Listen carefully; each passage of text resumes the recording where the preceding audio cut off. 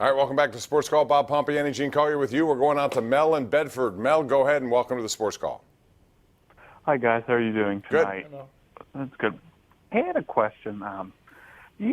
I've heard some rumors possibly getting rid of Marte or Polanco for possibly some starting pitching. It shows the offense looks really good, but really they desperately need starting pitching.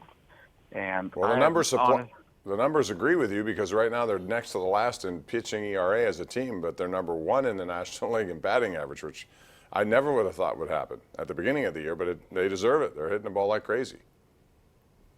All right, thanks, Mel. Appreciate it. Line 4 we go. Rick in Elizabeth. Hey, Rick. Hi, guys. Thanks for taking the call. Yes, sir. Sure. I just wanted to make a statement real quick and get your response. Of the 4 sports, to me it seems like Major League Baseball and the All-Star, they get the All-Star game done the right way. Want to get your opinion, like all the little things that they do leading up and into the game to be really keeps the fan involved in it. Want to get your thoughts. Okay, Gene feels strongly about all All-Star games. I do. So I'll turn the floor over to him. Yeah, no, I know what you're saying about the home run derby and all the other things. But the NBA does it, the NFL, all 4. I don't think baseball differentiates itself in that way necessarily. But really, I suppose of the 4 of them, the baseball game might be the best of them, but still, I've always felt this is one of the worst sports weeks of the year. I have really no interest in the baseball All-Star game. I think it's just a needless interruption. I can't wait for it to start again. Did you have interest when there was an attachment of World Series, which was ludicrous, but they had it out there? No, I think I had less interest then, but I was interested in the All-Star game as a 9 or 10-year-old when I could never see the American League teams, and especially before I had a color television set.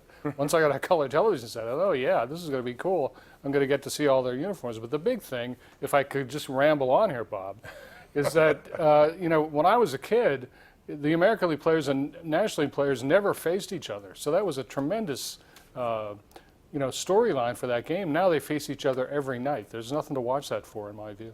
No. Are you a big DH fan or not? I can't remember. Not a DH fan, No. but I'm not against putting into both leagues either. Yeah, I'm kind of lukewarm the same way. I mean, if it happens, it happens. If it doesn't, it doesn't. Right. I'm not going to. I think it could help the Pirates, though. If they have some good young hitters that continue to trend this way, then you put Josh Bell. You can, if you're looking to give him some time away from playing defense, you put him at DH and you put Will Craig at first base eventually. That's the only way I think Will Craig has a future if Bell remains here, right? Where is Will Craig going to play other than first base? Figures, but these things change every year. You don't know. You don't know. All right, let's go out to Jim in New Bethlehem. Jim, how are you? Make it quick, please. Hey, good evening, Bob. Good evening, Gene. Hello. I wanted to respond to the early caller concerning the Major League ball players that weren't able to play against African Americans or Spanish, etc. When Ruth in the dead ball era hit 714 home runs, Jimmy Fox, a great slugger, 534, and you meant Aaron, right? Lou Gehrig, 493 home runs, and was ailing for part of his career. They played against the competition that was available. And to belittle people that made that kind of contribution in a dead ball era,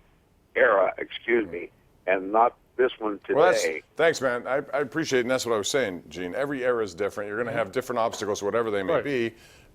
This is why when these discussions become who's the greatest, who knows? Well, there's a lot of guys who would qualify. We're going to take a break. We'll do it right now.